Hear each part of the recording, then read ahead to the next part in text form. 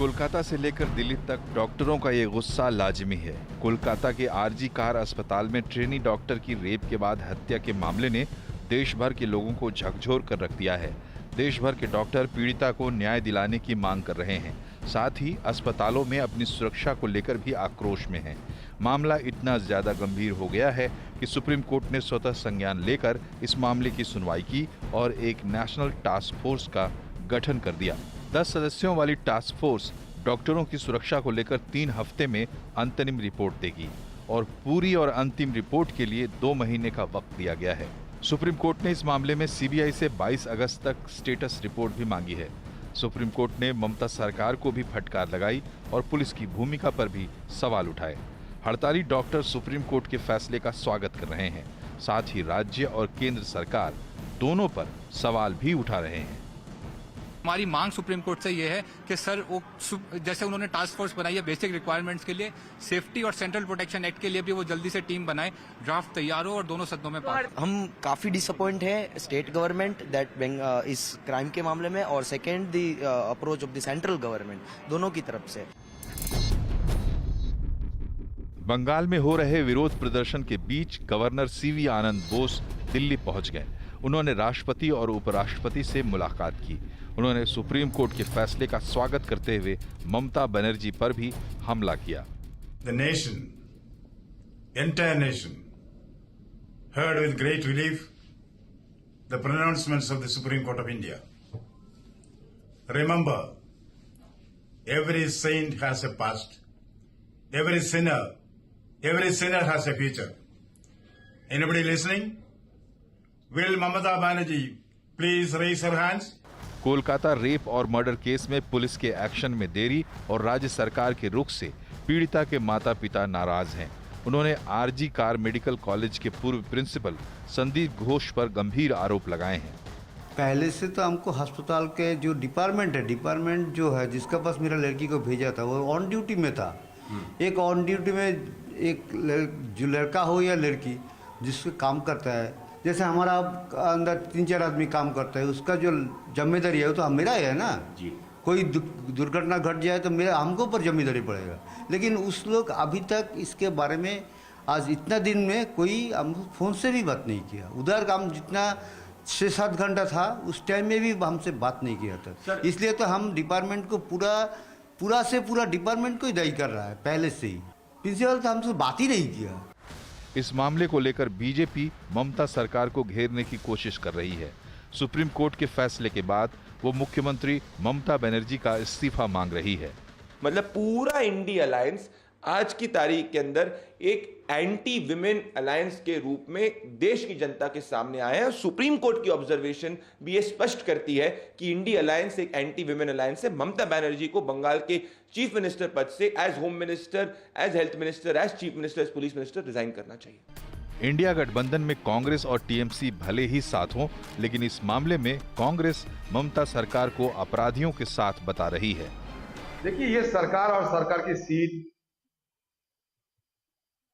इस पे किसी को कोई भरोसा नहीं है, क्योंकि ये सरकार अपने रवैया में ये साफ कर दे चुके हैं। ये अपराधी को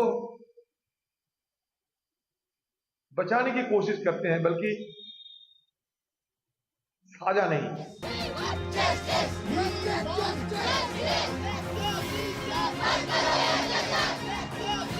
ममता सरकार पर इस मामले में ढिलाई बरतने के आरोप लग रहे हैं। ममता बनर्जी शुरुआत से आरोपी को फांसी की सजा देने की मांग कर रही हैं। टीएमसी का कहना है कि बीजेपी कोलकाता रेप और मर्डर केस में मौका ढूंढ रही है। They are somehow, and their several leaders said that we are getting defeated in Janta's Rai, the popular votes and the verdict of people.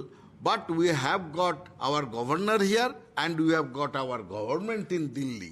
So together we may break in the back door of power and come into the power, and BJP is good at it. Everyone knows. Several places they have done the same thing.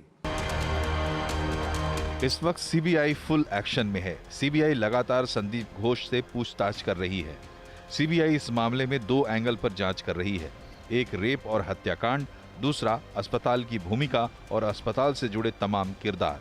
वहीं दूसरी तरफ आरोपी संजय रॉय का polygraph test कराने की तैयारी चल रही है। सवाल यह है कि क्या कोलकाता रेप और मर्डर केस को पुलिस दबाने की कोशिश कर रही थी? क्या ममता सरकार से चूक हो गई? अस्पतालों में डॉक्टरों और स्वास्थ्य कर्मचारियों की सुरक्षा का मामला पहले भी उठता रहा है। क्या इस पर अब गंभीरता से सोचने और एक्शन लेने का वक्त आ गया है? और क्या अब सुप्रीम कोर्ट के फैसले के बाद डॉक्टरों की सुरक्षा का इंतजाम हो जाएगा? एक बहुत ही गंभीर मामला और जिसको लेकर के आज सुप्रीम कोर्ट ने जो तल्ख टिप्पणियां की हैं राज्य सरकार के रवैये को लेकर के, कई सारे महत्वपूर्ण सवाल भी उन्होंने पूछे कि इसमें इतनी ढिलाई क्यों बरती गई, क्विक रिस्पांस क्यों नहीं था, जो संवेदनशीलता को दर्शाता है कि सरकार किसी मामले को कैसे टेकअप करती है। ये एक बहुत ही सेंसिटिव इशू है। इसी पर बातचीत करेंगे। मेरे साथ बातचीत करेंगे जो मेहमानों से परिचय कराता हूँ आपको। दो राजनीतिक दल के नेता हैं, भारतीय जनता पार्टी प्रवक्ता अनिला सिंह और टीएमसी प्रवक्ता स्वयं पुरोहित। साथ ही सुप्रीम कोर्ट द्वारा गठित नेशनल टास्क फोर्स के सदस्य पद्मश्री डॉक्टर सौमित्र रावत जी, यूपी के पूर्व डीजीपी विक्रम सिंह सर और वरिष्ठ पत्रकार विजय त्रिवेदी, साथ ही दिल्ली रेजिडेंट डॉक्टर्स एसोसिएशन के प्रेसिडेंट डॉक्टर शिखर सक्सेना। स्वागत है आप सबका। डॉक्टर सौमित्र, मैं आपके पास पहले आना चाहता हूं कि जो लेटेस्ट न्यूज़ ये है कि सुप्रीम कोर्ट ने एक टास्क फोर्स बनाई है जो इस मामले के एक पहलू को देखेगी। मैं जानना चाहता हूँ कि इस टास्क फोर्स का मैंडेट क्या है और आप चूंकि उसके सदस्य हैं तो क्या होने वाला है इसमें? Thank you very much Neeraj ji, मुझे इनवाइट करने के लिए।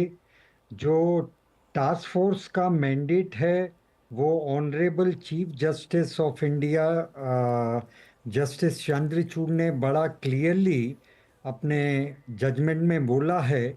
इसमें जो दो चीज़ें हैं जिन पे हमें फोकस करना है कि हिंसा को कैसे प्रिवेंट किया जाए और सुरक्षा डॉक्टर को कैसे दी जाए। तो जो टास्क फोर्स के लिए उन्होंने लिखा है preventing violence against medical professional, तो ये हिंसा ना हो।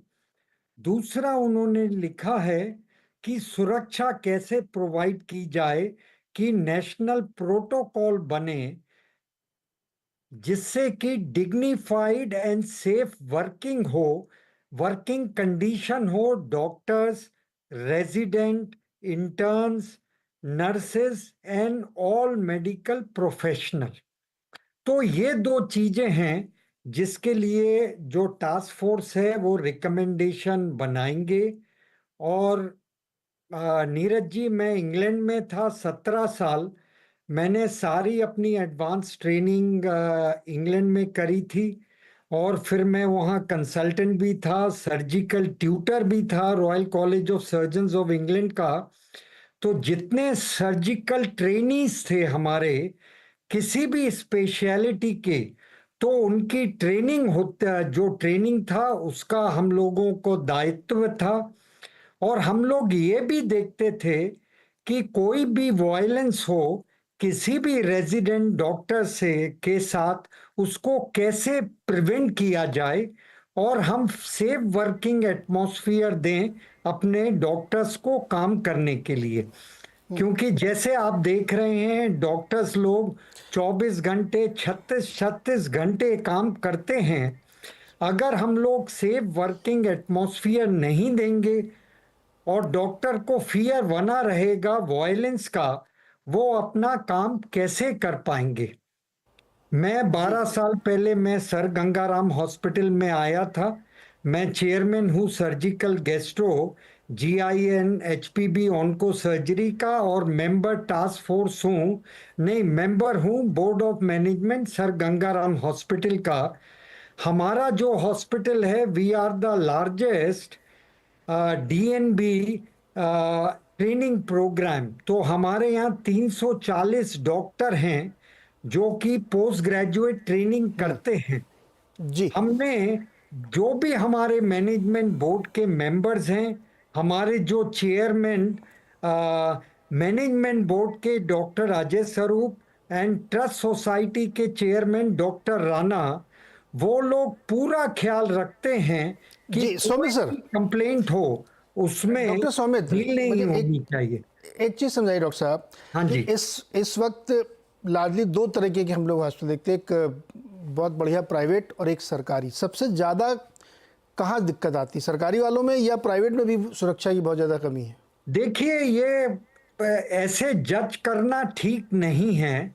ये इंस्टीट्यूशन टू इंस्टीट्यूशन है।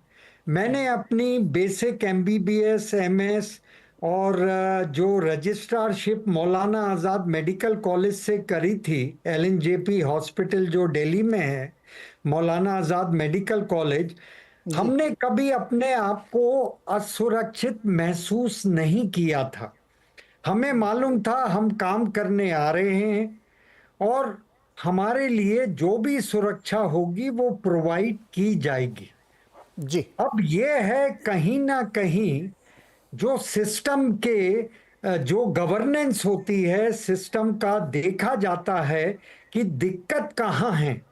अगर आपने पहली बार ही किसी ने कंप्लेन किया है, आपने उसको नोटिस किया और उसको आपने सॉर्ट आउट करा, वो दूसरी बार होना नहीं चाहिए। जी डॉक्टर साहब, एक चीज़ बताइए मुझे, जैसे आप लोग तो, आप तो खैर बहुत सीनियर हैं, हॉस्पिटल लंबे समय तक काम किया। आप लोगों के यानी डॉक्टर्स के, हॉस्पिटल्स के पुलिस से कैसे संबंध होते हैं इस समय? आप लोग जैसे कुछ घटना हो गई, फ़ोन करते हैं तो क्या रिस्पांस मिलता है? हमारे पुलिस वालों से बहुत अच्छे संबंध हैं। जो हमारा लोकल थाना है न्यू राजेंद्र नगर का, अगर हम लोग कभी भी उनको बुलाते हैं वो तुरंत आते हैं। लेकिन ये भी है कि वो जो हेड ऑफ द इंस्टीट्यूशन हैं, जैसे डीन हो गए, मेडिकल सुपरिटेंडेंट हो गए, मेडिकल डायरेक्टर हो गए या चेयरमैन हो गए, अगर वहाँ पर ढिलाई हो जाए तो फिर दिक्कत होती है। इसमें आपको बिल्कुल स्टार्टिंग में ही जो भी दिक्कत है उसको पकड़ना चाहिए और उसको, उसके लिए जो भी आपके एफर्ट्स हैं कि इसको कैसे ठीक करें वो करना। नहीं तो आप ये क्या ये कह रहे हैं आपकी डीन गड़बड़ करते हैं क्या? अगर नहीं, गड़बड़ मैं ये नहीं कह रहा हूं, कोई भी गड़बड़ करते हैं, लेकिन मैं ये कह रहा हूं कि हर हॉस्पिटल में कमेटी होती है। जैसे हमारे यहाँ हर चीज की कमेटी बनी हुई है।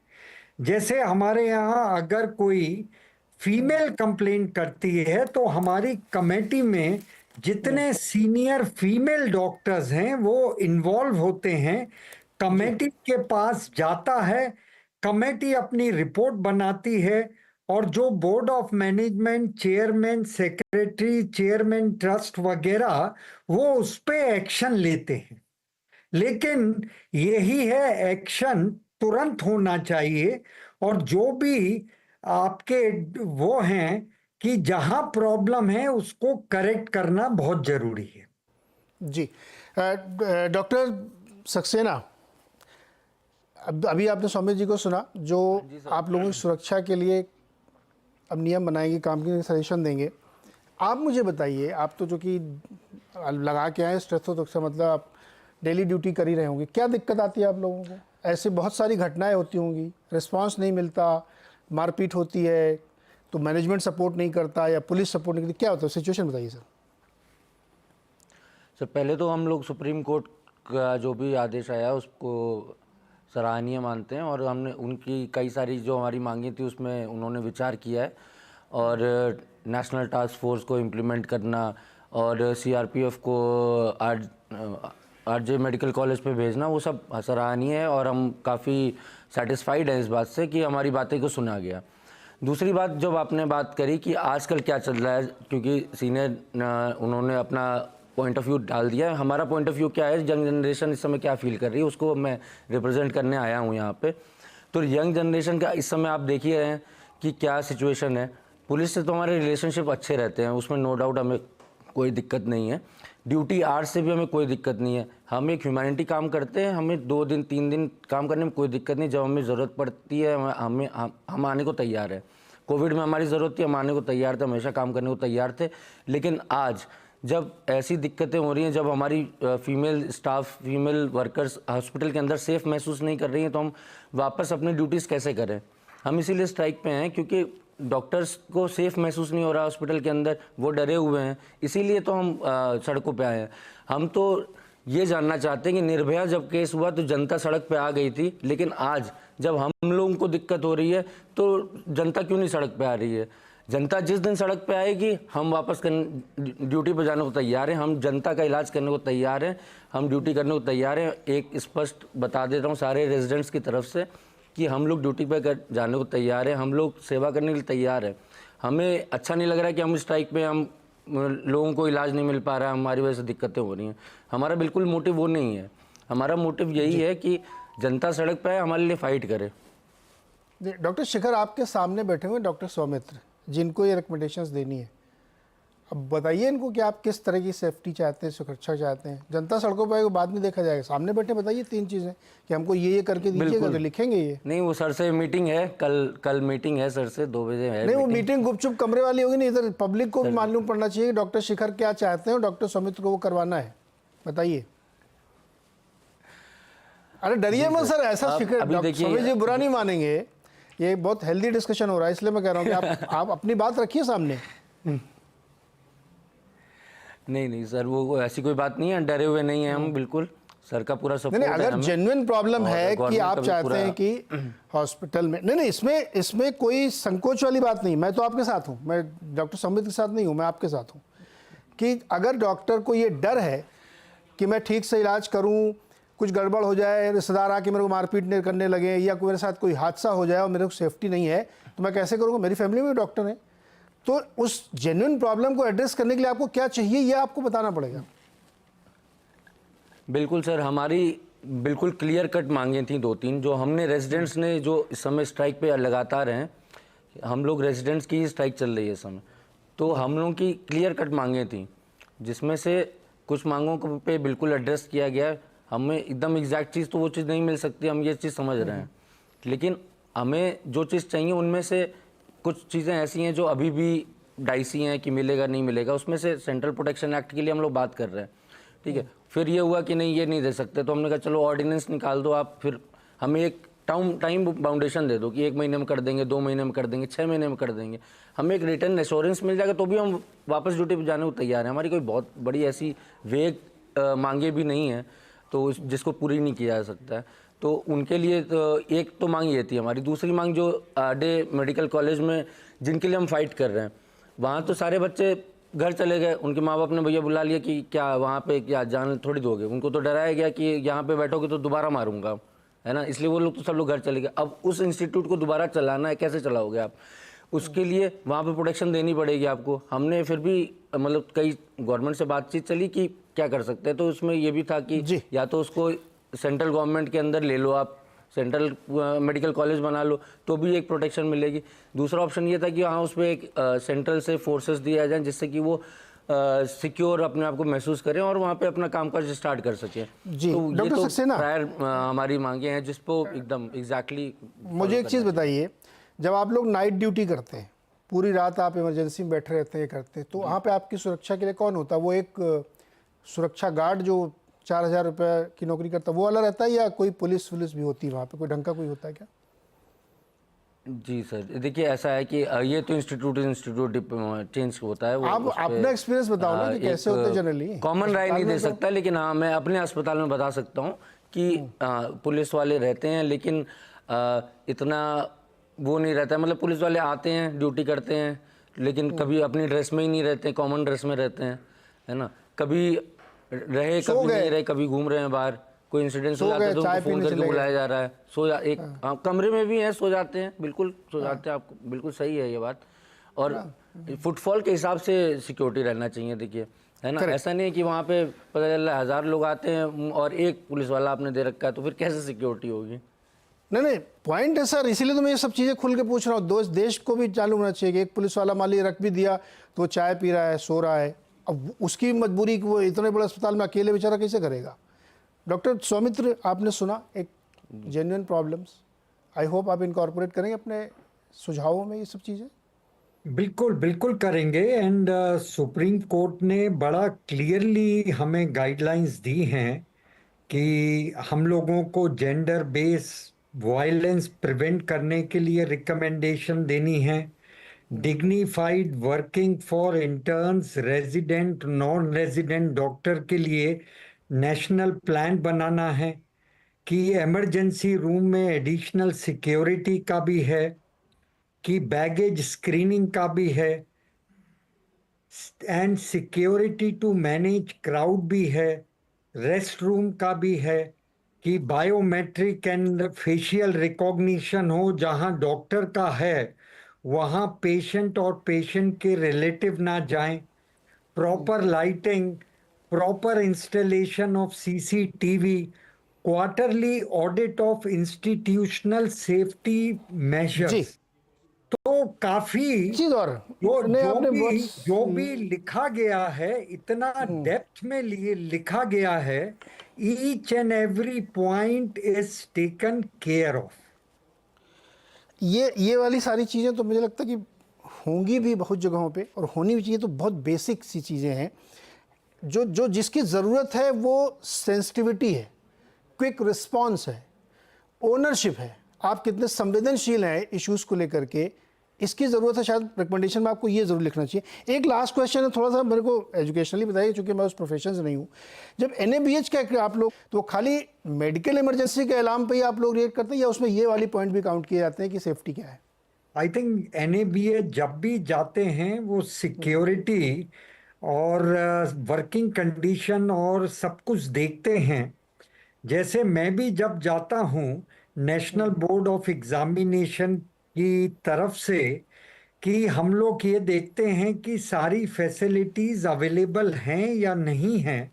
हम लोग सिक्योरिटी वगैरह चेक नहीं करते हैं, लेकिन हम लोग जो चेक करते हैं कि अगर surgical gastroenterology and HPB surgery में आपका DNB है, तो उस हॉस्पिटल में आपके पास जो तमाम चीज़ें, बेसिक चीज़ें हैं, कि आपके पास थिएटर ऐसा होना चाहिए, आपके पास वार्ड होना चाहिए, आपके पास ब्लड बैंक होना चाहिए, रेडियोलॉजी डिपार्टमेंट होना चाहिए, पैथोलॉजी डिपार्टमेंट होना चाहिए, आपके पास गैस्ट्रोएंट्रोलॉजी होना चाहिए। तो ये सब चीजें सारी गाइडलाइंस में हैं।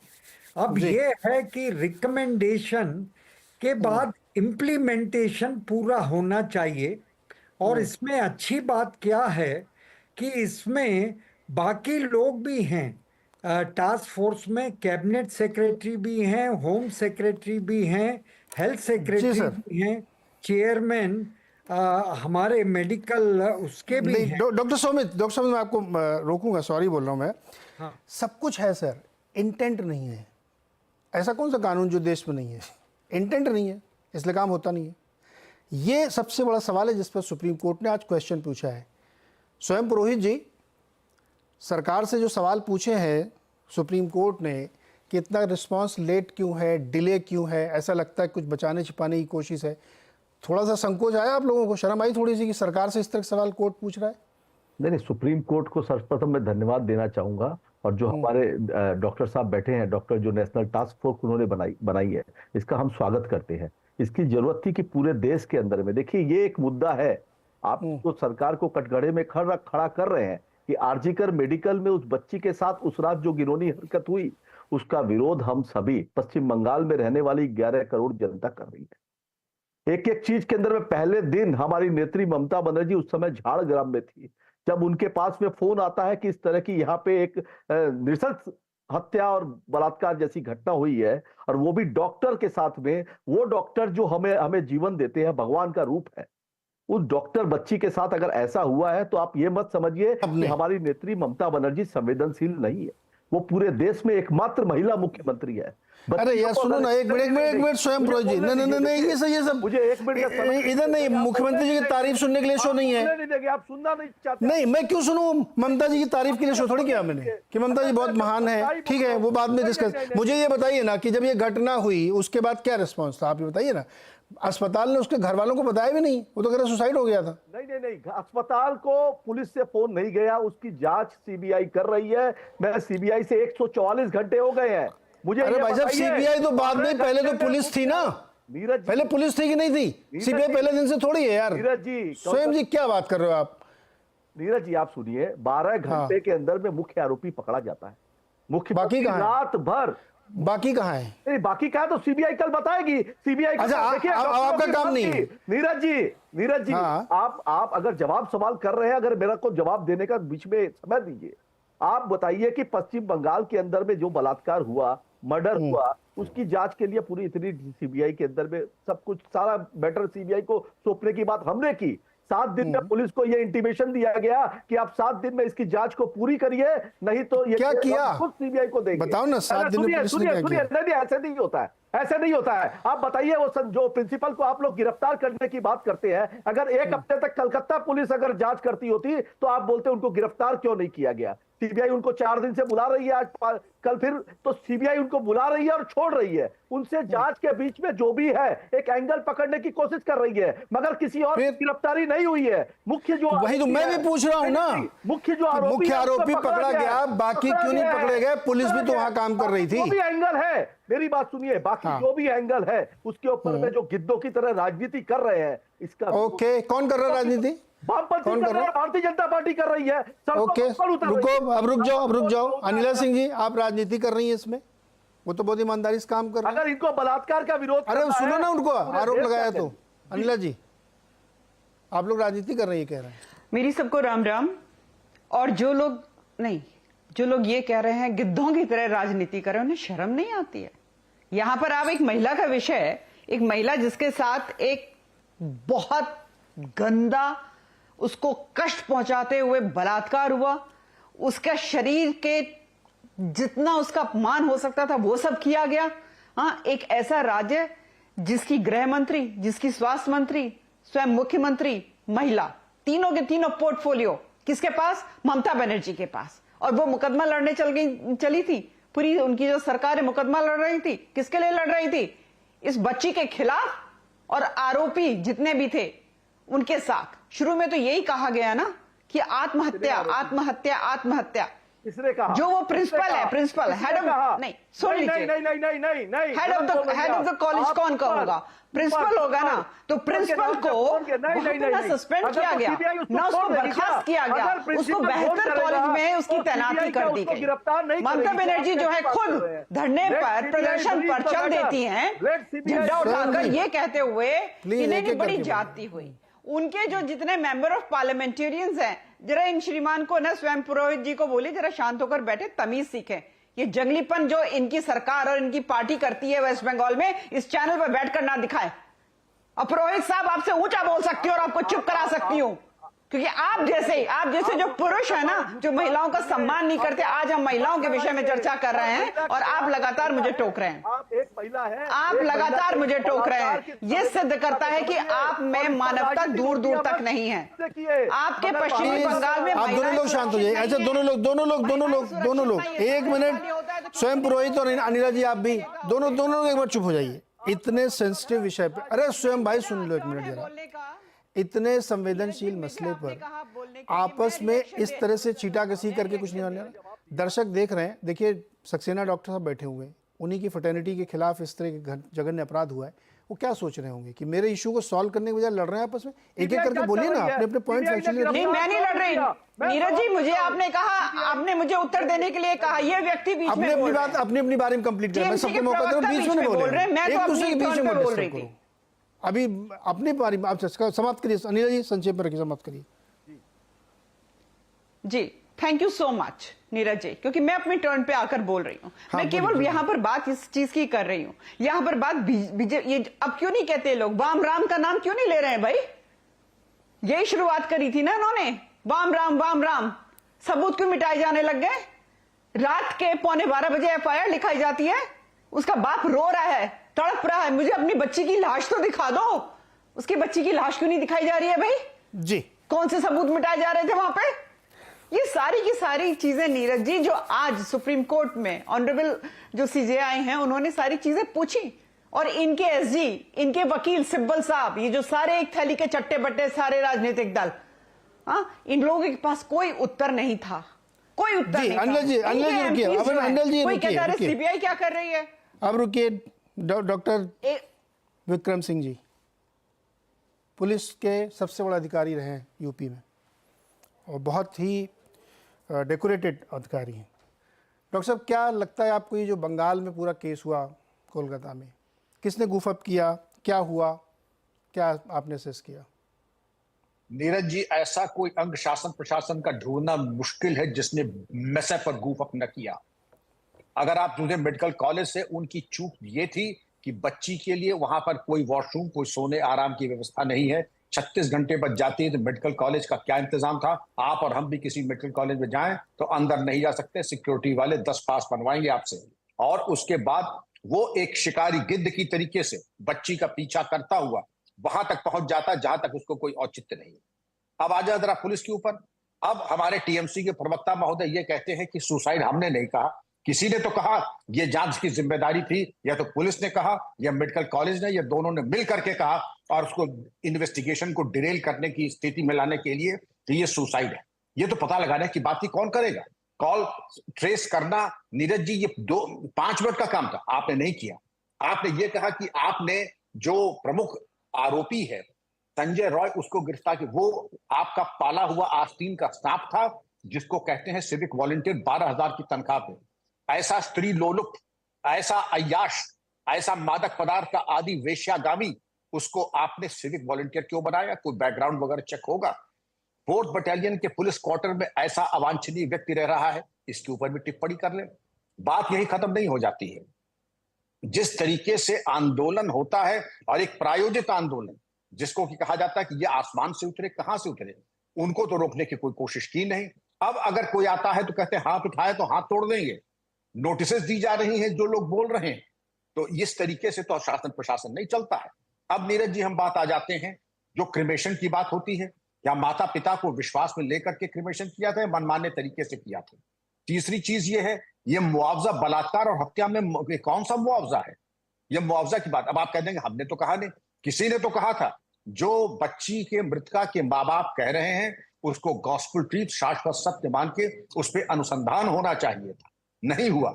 और जो बैकग्राउंड हमारे संदीप घोष साहब का है, जितने उनके बारे में आरोप आए हैं, जो उनके पूर्व सुपरिंटेंडेंट ने उनके ऊपर भ्रष्टाचार से लेकर के अनाचार, दुराचार, व्यभिचार के आरोप लगाए हैं, उसकी जांच करना जरूरी नहीं समझा गया। अगर नहीं समझा गया तो बहरहाल ठीक है। अब जब सुप्रीम कोर्ट ने एक स्टैंड ले लिया, उसको सबको सम्मान करते हुए उसकी आज्ञा का जो व्यवस्था दी उसका पालन करना चाहिए। लेकिन इन्वेस्टिगेशन के साथ जो दूसरा जो आंदोलन हुआ था, जिसमें सबूतों को छेड़छाड़ करने की कोशिश की गई, उसके बारे में क्या कहना है? अब अगर नीरज जी मैं इसी पे आ जाऊं, आपकी कोई भी व्यवस्था कोई ऐसी रही हो जो ये कह दे कि हाँ हमने अपने कर्तव्य के अनुरूप पूरा परिणाम दिया है, तो मैं बहुत निराश हूं। कोलकाता पुलिस के साथ मेरा बड़ा कोऑपरेशन रहा है। पार्क स्ट्रीट एनकाउंटर हमारी यूपी के स्टाफ ने किया है, और आज भी लोग कोट करते हैं जो खादिम शूज वालों का एनकाउंटर वहां हुआ था, जमाने बाद कोलकाता में एनकाउंटर हुआ था, और कोलकाता पुलिस का बड़ा सहयोग था हमारे साथ। लेकिन आपने क्या कर दिया कोलकाता पुलिस को अब इस वक्त, नीरज जी? इसमें बहुत सारे लूप होल सामने दिखते हैं सर, कि किस तरीके से इसमें मतलब गड़बड़ की गई। दिख रहा सामने सामने कि मतलब आप सोचिए कि एक इतना जघन्य अपराध हो गया, उसकी एफआईआर कितने घंटे बाद लिखी जा रही, वो भी उसके माँ बाप के कहने पर लिखी जा रही। पहला काम था उस हॉस्पिटल का कि वो पुलिस को बुला के सबसे पहले एफआईआर ही करते हैं, लेकिन नहीं हुआ। यही तो मैं कह रहा हूँ कि सेंसिटिव होने की ज़रूरत है। विजय जी ये बताइए, इस तरह की घटनाएं अभी देखिए महाराष्ट्र में भी एक, बदलापुर में भी ऐसी एक घटना हुई, उसमें भी घटना के कई दिनों बाद उसको नोटिस लिया गया, इतना बड़ा बवाल था, वहाँ पर ट्रेनें रुकी हुई थी। जो हमारा सिस्टम है, जो प्रशासन है, जो सरकारें हैं, क्या उनमें इस तरह के अपराधों को क्विक रिस्पांस के तय पर इसलिए नहीं ले पाते क्योंकि वो बहुत सेंसिटिविटी इनके अंदर कम हो गई है, सिस्टम की सेंसिटिविटी कम है कि इसको रिस्पॉन्ड करें, इसके साथ खड़े हों, इसको त्वरित कार्रवाई करें। चल रहा है ढीला ढाली, मतलब इस तरह केस बढ़े जा रहे हैं। जी, सबसे महत्वपूर्ण सवाल यही है जो आप कर रहे हैं सेंसिटिविटी का। वो मुझे लग रहा था कि यदि आप अभी नहीं आते थे, थोड़ी देर में राम राज्य आ चुका होता देश में, क्योंकि हमारे सारे राजनेता बहुत गंभीर हैं इस मसले को लेकर। बस वो सेंसिटिविटी आपने जो सवाल किया वो नहीं है, बाकी सारा राम राज्य आ ही चुका है देश में, कि सब जगह पर हो रहा है काम, सब क्या हो रहा है। मसला ये नहीं है। देखिए, सुप्रीम कोर्ट ने जब उसको लिया है, इसका मतलब सीरियस मसला है। नेशनल टास्क फोर्स बनाई है, इसका मतलब है कि ये मसला केवल कोलकाता का नहीं है, ये मसला है पूरे देश भर की सेंसिटिविटी का। हमारी सरकारें, हमारे जो एडमिनिस्ट्रेशन है, हमारे जो बड़े अफसरान हैं, वो कितने सेंसिटिव हैं। स्वयं पुरोहित जी मित्र हैं, सब लोग अपना काम कर रहे हैं, सब कुछ कर रहे होंगे, क्या बता सकते हैं कि वो अननेचुरल डेथ क्यों लिखी गई उसमें?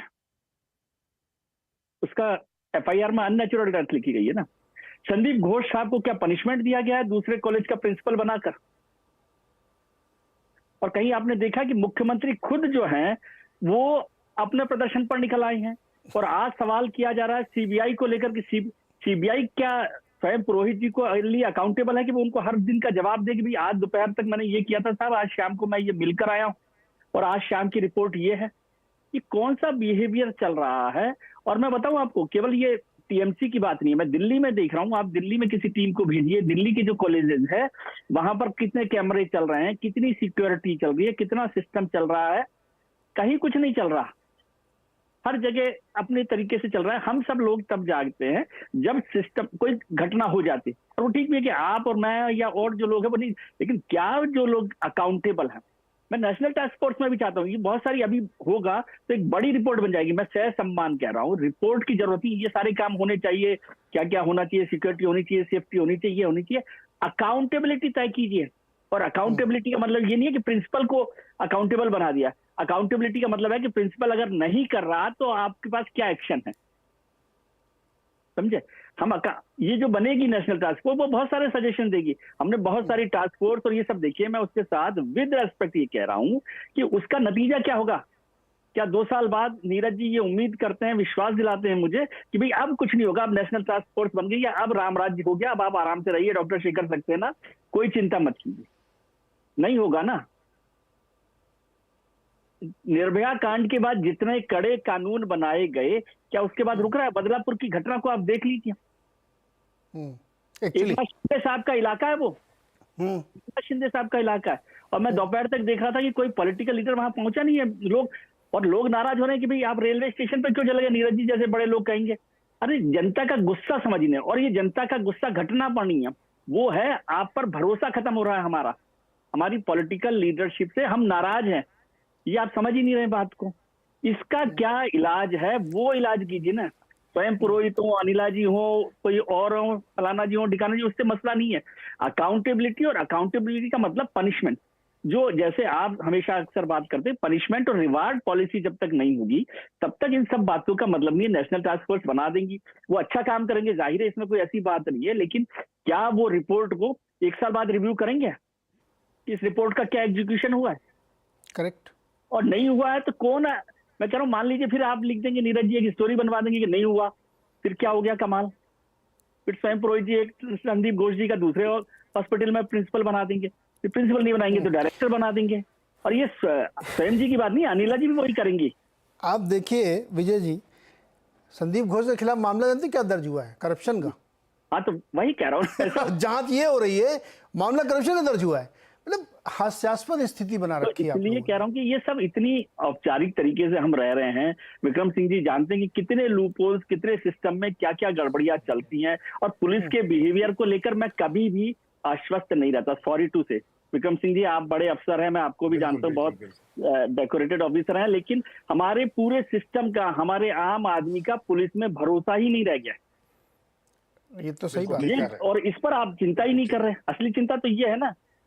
मेरा सर पहला प्रश्न यही था, अब मैं उसको और कहूँ क्रूड लैंग्वेज में बोल दूं कि आप लोगों के लिए ये सवाल है, अनिला जी आपके लिए और पुरोहित जी आपके लिए, बुरा मत मानिए, आग से खेल रहे हैं आप लोग। सेंसिटिविटी जब मर जाती है ना तो बहुत छोटी सी चीज़ कितनी बड़ी इशू बन सकती है आप अंदाजा नहीं लगा सकते। क्योंकि आप लोग प्रवक्ता हैं, सिस्टम में घुसे हुए हैं, अपनी सरकार को डिफेंड करना है। आप बाहर से बैठ के देखेंगे तो आपको समझ में आएगा कि लोगों के अंदर कितना गुस्सा है कि मेरी कंप्लेंट पे कोई रिएक्शन ही नहीं हो रहा है। इसको समझ रहे हैं आप लोग? बहुत कठिन चुनौती है आप लोगों के सामने। इसलिए मैंने पहले ही सवाल रखा था, मैंने डॉक्टर सौमित्र से भी कहा था कि सर नियम तो बहुत बनेंगे, इंटेंट होगा क्या उसको लागू करने का? मेरे तो बहुत मित्र हैं पर्सनली डॉक्टर्स दिल्ली में, मुंबई में, इसलिए मैं बात कर रहा हूं। छोटा सा ब्रेक लेते हैं, लौट के आते हैं, पूछते हैं कि शेखर जी को कुछ कॉन्फिडेंस आया कि नहीं आया, ब्रेक के बाद।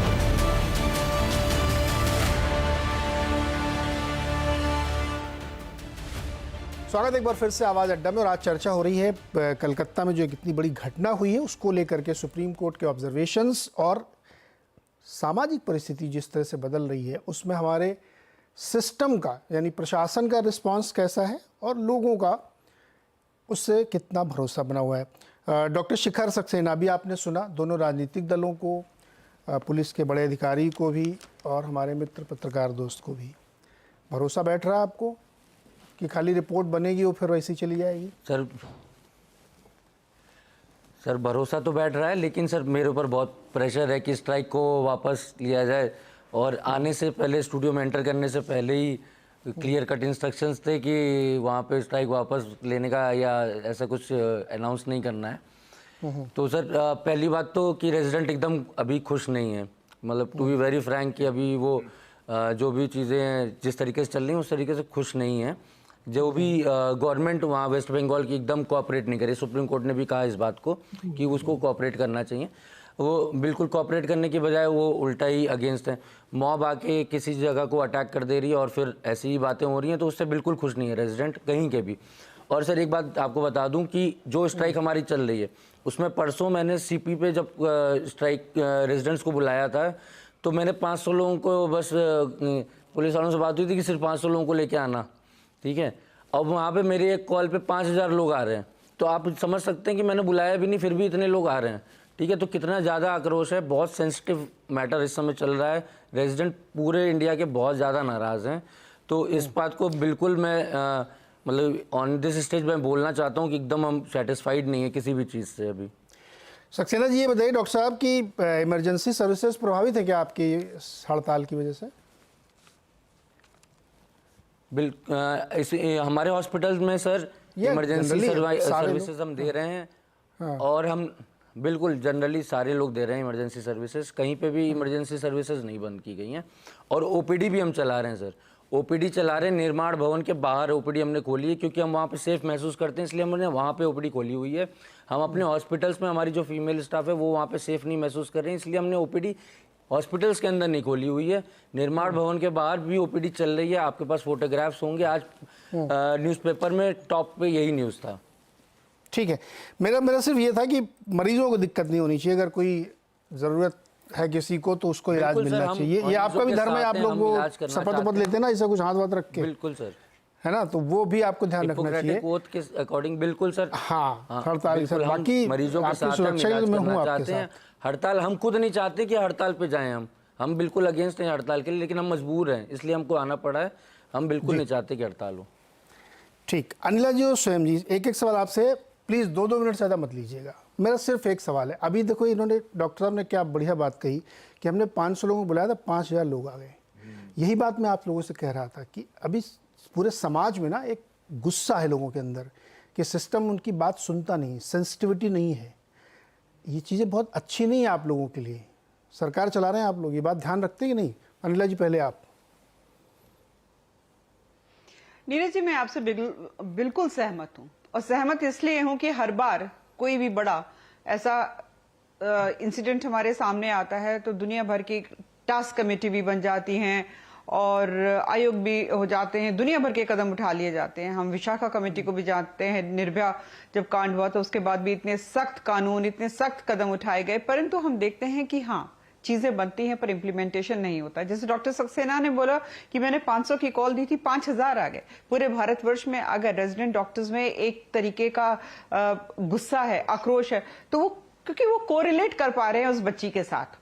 मैं यहां पर बिल्कुल भी डिफेंसिव किसी भी बात को लेकर नहीं होंगी। शायद पश्चिमी बंगाल की सरकार जो है थोड़ी सेंसिटिविटी के साथ उस इशू को हैंडल कर लेती तो ये एक जो पूरा सीन हमको दिखाई दे रहा है शायद ये सीन नहीं दिखाई देता। परंतु हाँ, ये सच्चाई है, पूरे विश्व की सच्चाई है।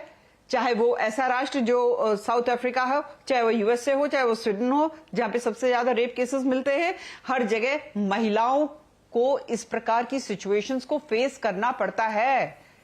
कहां कहां कैमरे लगाए जाएं, ये काम है जो हेड ऑफ द डिपार्टमेंट है, जो हेड ऑफ द कॉलेज है, जो हेड ऑफ द इंस्टीट्यूट है, जो हेड ऑफ द ऑर्गेनाइजेशन है। ये उसकी जिम्मेवारी भी बनती है कि आपके प्रोमाइसेस में जो महिलाएं हैं, जो बेटियां हैं, वो सुरक्षित हैं कि नहीं हैं। हर बार वो जो हेड ऑफ इंस्टीट्यूशन है बनते हैं, पर उसके बाद अनिला जी, वो जो हेड ऑफ इंस्टीट्यूशन है जी उसके अंदर भय कौन पैदा करेगा? विक्रम सर करेंगे? सरकार और विक्रम सर तो वही तो मैं कह रहा हूँ, विक्रम सर करेंगे। और विक्रम सर को कहाँ से ये पता लगेगा कि ऐसा करना है? सरकार घूम फिर के वहीं आ गए ना, तो इंस्टीट्यूशन हेड को सेंसिटिविटी कौन देगा? आप लोग देंगे, आप सरकार चला रहे हैं वहाँ पे। अलाउ मी मैं एक रिएक्शन देना चाहती हूँ। आपने बिल्कुल सही बात कही है ना? बिल्कुल जो इकबाल होता है ना, वो नजर आना चाहिए, सिस्टम नजर आना चाहिए। ये उत्तर प्रदेश में मैं देखती हूँ, सिस्टम नजर आना चाहिए। उधर ही हम ये देखते हैं कि फास्ट ट्रैक कोर्ट्स भी बन जाते हैं, परंतु डिस्पोजल ऑफ केसेस, उनकी स्पीड क्या होती है? तो यहाँ बहुत 2 मिनट्स हो गए आपके। दुख जब हो जाता है, बस अलाउ मी 2 सेकंड मैं समअप कर रही हूँ। दुख जब होता है किसी भी राज्य की सरकार, जब जो आरोपी होते हैं उनके साथ आकर खड़ी हो जाती है, उनके लिए मुकदमा लड़ने लग जाती है और ये कहने लग जाती है, देखो उस राज्य में फलाना, वहां पे फलाने की सरकार है, उस राज्य में। अरे महिलाओं की बात कर रहे हो, छोटी छोटी बच्चियों की बात कर रहे हो, चाहे महाराष्ट्र हो और चाहे वो पश्चिमी बंगाल हो। आप लोग समझ नहीं रहे कि चीजें क्या हो रही हैं। सुनो ना, अभी स्वयं जी कुछ एहसास है, अंदाजा है आप लोगों को कि आप क्या, अगर मैंने एक शब्द कहा था, आग से खेल रहे हैं आप लोग सर? नहीं, एकदम मैं खेल रहे हैं ना? आपके बात से जो जनता के अंदर में गुस्सा है, उनमें भी गुस्सा है, और मैंने भी धरना प्रदर्शन किया है, ऐसा नहीं है। देखिए, तृणमूल कांग्रेस की जननेत्री अभी ममता जी किसके खिलाफ धरना कर रही है, बताओ ना। अनइंटरप्टेड थोड़ा समय दीजिए, आपने 2 मिनट का समय कहा है, बोलने दीजिए। तो सवाल तो ले लो। नहीं, सवाल सब लिया हुआ है, सबको सुना है ना मैंने, 45 मिनट से सुन रहा हूँ, सबको सुन रहा हूँ। उत्तर प्रदेश के डीजीपी साहब ने अभी एक आरोप लगाया 10 लाख रुपए के लिए जो ऑफर किया गया 2013 का, इनको शायद संज्ञान में याद दिला देता हूं। 2013 में जब निर्भया का मामला था, उस समय राज्य सरकार के ऊपर में यह ऑब्लिगेशन किया गया कि किसी भी बच्ची के साथ किसी राज्य में बलात्कार और मर्डर होता है, राज्य सरकार उसको 10 लाख रुपया देगी। आज राजस्थान के अंदर में 51 लाख रुपया कंपनसेशन दिया गया है एक मौत के ऊपर में। 51 लाख रुपया राजस्थान सरकार ने दिया है, मगर वो क्या फिरौती नहीं है क्या? मगर पश्चिम बंगाल में कुछ होता है, आपको संजीदगी समझनी पड़ेगी कि ये ममता बनर्जी एकमात्र महिला मुख्यमंत्री है जिसने लॉ एंड ऑर्डर को मेंटेन करके रखा है, माओवादियों को पश्चिम बंगाल से खत्म किया है। अगर इस तरह की घिनौनी हरकत हुई है तो दोषी बख्शा नहीं जाएगा। हमारे नेता अभिषेक बनर्जी ने कहा है कि 7 दिन में फास्ट ट्रैक ट्रायल आप कराइए जितना जल्दी, और इसको व्यक्ति को और जो भी दोषी इसमें आते हैं उन सबको आम फांसी की सजा दीजिए। मगर क्या है, कुछ गिद्ध लोग हैं जो राजनीतिक रोटियां सेकने के लिए जी विक्रम सर 7,000 लोग भी तोड़ नहीं।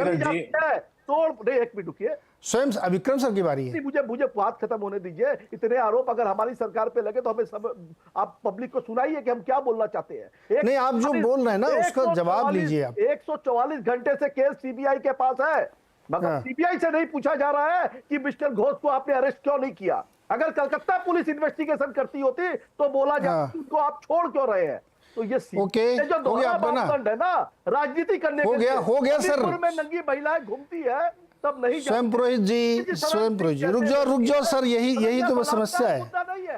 इसी चीज से तो मेरे को प्रॉब्लम है कि आप गिनाओगे बदलापुर वाला केस, मणिपुर वाला केस, मैं गिनाऊंगा बंगलौर में भी एक रेप हुआ है। ऐसे पिछले 10 दिनों में कम से कम 2-2.5 हजार खबरें छप चुकी हैं। उन सबको गिना के इक्वेट कर दें, खत्म करें इस मसले को। क्या बात कर रहे हैं स्वयं जी? नहीं, 10 सेकंड नहीं, अभी विक्रम जी को बोलना है। विक्रम जी बोलिए। स्वयं जी सुनिए ना, आज आपको ये सब डिफेंड मत करिए, आप इनडिफेंसिबल को डिफेंड मत करिए। विक्रम जी बोलिए। नीरज जी, अपने विद्वान पहले से मैं बहुत कुछ सीखता हूँ, इस उम्र में भी सीखता हूँ।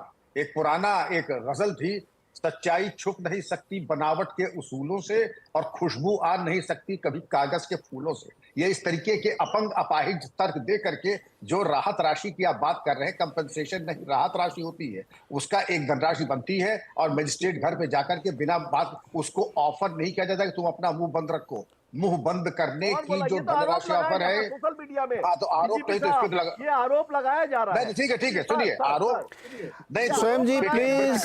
मृतिका के माता पिता जो कह रहे हैं, मृतिका के माता पिता अगर जो कह रहे हैं वो आरोप नहीं है, आपको उसको मानना पड़ेगा। मृतिका के माता पिता जो कह रहे हैं उसको मानना पड़ेगा। आवाज ऊंचा करने से तर्क नहीं बन जाता है। आप ये बताइए, मृतिका के माता पिता कह रहे हैं वो आरोप मान रहे हैं, आप अफवाह मान रहे हैं। आपकी तो तर्क ये है, मृतका के माता पिता जो कह रहे हैं वो शाश्वत सत्य है। अरे स्वयं बाबू आप ये समझ लीजिए कि जो मृतका के माता पिता कह रहे हैं आप उसको इतने हल्के में ले रहे हैं। मेरा कोई लेना देना राजनीति से नहीं है, लेकिन भारत का नागरिक होने के नाते माता पिता जो कह रहे हैं उसके गहराई से जांच होनी चाहिए, और गहराई से अगर जांच नहीं हुई, नीरज जी आपने प्रारंभिक संबोधन में कहा था संवेदनशीलता, आप अगर एक काम कर ले, इतनी कृपा अपने ऊपर कर ले, हम सब अपने कर्तव्य के प्रति संवेदनशील हो जाएं। और दूसरा काम जो पुलिस का है कि बिना दंड के राज्याधिकार नहीं चलता है, ऐसी दंड दिया जाए कि जिसको कहते हैं कि आशिक इश्क भूल गए। होशियार को इशारा काफी, अगर पुलिस अपने पे आ जाती है तो वाकई फिर इस तरीके की लफंगई ये हो नहीं सकती। ये लफंगई, उदंडता, वेश्यागमन तभी होता है जब एक स्वच्छंदता का वातावरण है, एक बॉयज क्लब का इकोसिस्टम, ये नहीं होना चाहिए। और जहां कहीं हो, भारत में या विश्व में कहीं भी रेप होता है, हम उसकी निंदा करते हैं, संस्कृत करते हैं, बलात्कारियों की फांसी हो, चाहे वो कहीं पर भी हो। जी विजय जी, एक मेरा सवाल है आपसे। बहुत सारी चर्चाएं हुई, इसमें आपने कहा भी, हम लोग पता नहीं उस तरह के समाज की तरफ पहुंच रहे हैं। आपको याद होगा एक हैदराबाद में घटना हुई थी, ऐसी किसी लड़की के साथ जो वेटरनरी डॉक्टर थी, शायद दुराचार हुआ था, उसको पुलिस वालों ने एनकाउंटर कर दिया। उनके ऊपर फूल बरसाए गए थे, उन पुलिस वालों के ऊपर। और एक दूसरा ये कलकत्ता में, जहाँ पुलिस वाले बचा रहे हैं, छिपा रहे हैं, आरोप लग रहे हैं, ढीला ढाली, दोनों एक्सट्रीम है। आप सोचिए हम लोग कैसे समाज की सेंसिटिविटी के साथ बना रहे हैं कि क्या तमाशा चल रहा है। बिल्कुल ठीक बात है। आप समाज को इस तरह से बनाएंगे ना, तो इसीलिए मैंने कहा था कि राजनीतिक दल आग से खेल रहे हैं। विजय जी बिल्कुल ठीक बात है नीरज जी, मैं दोनों को एक्सट्रीम मानता हूं। मैं उस हैदराबाद की घटना को भी बहुत सपोर्ट नहीं करता कि पुलिस को इस तरह से एनकाउंटर करने के अधिकार मिले, क्योंकि कानून को कानून के तरीके से चलाए, कानून को एक्सपेडाइट करे। कुछ बात सेंसिटिविटी की है। एक चीज समझना चाहता हूँ, आप फिर वही विद्वान लोगों से, मेरे को आपके साथ बैठने का फायदा होता है, एक विद्वान एंकर के साथ बात करता हूँ। मैं ये जानना चाह रहा था कि ये जो पश्चिम बंगाल सरकार के एडवोकेट हैं कपिल सिब्बल साहब, वो विक्टिम की तरफ से खड़े या विक्टिम के खिलाफ खड़े? मुझे जानकारी नहीं है, केवल जानना चाहता हूँ, तो उससे थोड़ा मुझे समझ में आएगा कि क्या सरकार का रोल है, क्या सरकार क्या चाहती है, पहली बात। दूसरी बात, जो सेंसिटिविटी की बात हो रही है, असली बात वही है। सेंसिटिविटी पर हम नहीं करते चर्चा। आज वेस्ट बंगाल की बात हो रही है तो सब लोग कर रहे हैं। अब मुझे नहीं पता कि आज ब्रजभूषण शरण सिंह की चर्चा करनी चाहिए कि नहीं करनी चाहिए, लेकिन ऐसे मुझे याद आ गया नाम। तो मसला ये है कि क्या करूं मैं, आप बताओ, आप ही विद्वान आदमी हैं तो आप कुछ इसका रास्ता निकाल सकते हैं। और मैं समझता हूं कि सेंसिटिविटी पर काम करें। और डॉक्टर शेखर सक्सेना से भी मैं रिक्वेस्ट करना चाहता हूं, जिसको आपने पहले कह दिया, कि थोड़ा सा मरीजों का भी ध्यान रख लो भाई साहब।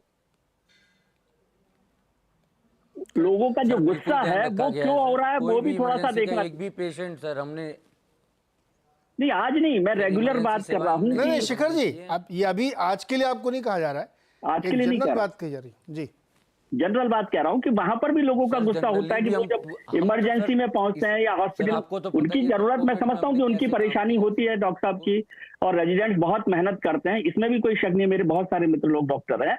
लेकिन वहां पर जो मरीज आ रहा है ना, उसकी तकलीफ को सेंसिटिविटी से समझ लें तो भी शायद गुस्सा कम हो जाए। असली परेशानी सब जगह सेंसिटिविटी की है कि हम अपने लिए संवेदनशील हैं, दूसरे के लिए नहीं हो पा रहे। सबसे बड़ी दिक्कत ये है। सर ऐसा बिल्कुल नहीं है सर। नहीं, आप पर्सनली ले रहे हैं डॉक्टर शेखर, आपकी बात नहीं कर रहा हूं मैं, एक सिस्टम की बात कर रहा हूं, सिस्टमिक बात कही जा रही है। अब ये बात आज मौका नहीं है, नहीं तो इसके बारे में मेरे अपने पर्सनल एक्सपीरियंसेस हैं, तो मैं इसीलिए इस सवाल को इन जनरल कह रहा हूँ कि आप या हम समाज में अगर इन चीज़ों को नहीं करें, चाहे वो ब्रजभूषण का मामला हो, कुलदीप सेंगर का मामला हो, या चिन्मयानंद का हो, या इधर आरजी कार हॉस्पिटल का हो, या हैदराबाद वाला, ये सब दिखाते हैं हमें कि हम कैसे चीज़ों को डील कर रहे हैं। और ये बहुत मुश्किल की चीज़ें हैं, हर जगह ये मुश्किल खड़ी हो रही है, और इसकी वजह से बहुत सारी ऐसी समस्याएं खड़ी होंगी जो फिर आप लोग संभाल नहीं पाएंगे। इस बात को समझने की कोशिश करिए। अभी पिछले कुछ दिनों से आप देखिए कितना ज़्यादा रोष हो रहा है लोगों के अंदर।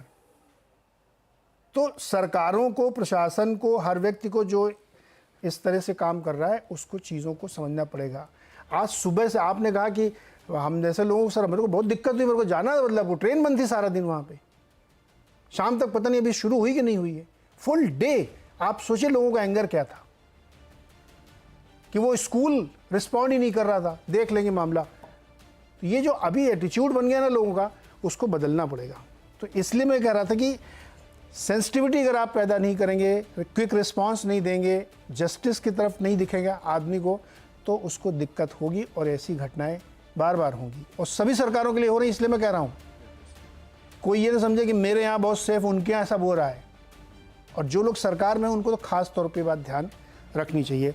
उम्मीद करते हैं कि ऐसी घटनाएं दोबारा न हो, मुझे इस तरह के शो ना करने पड़े। मुझे बहुत ख़राब लगते हैं जब इस तरीके की चर्चाएं मैं करता हूं जहां पे बहुत ख़राब स्थिति होती है।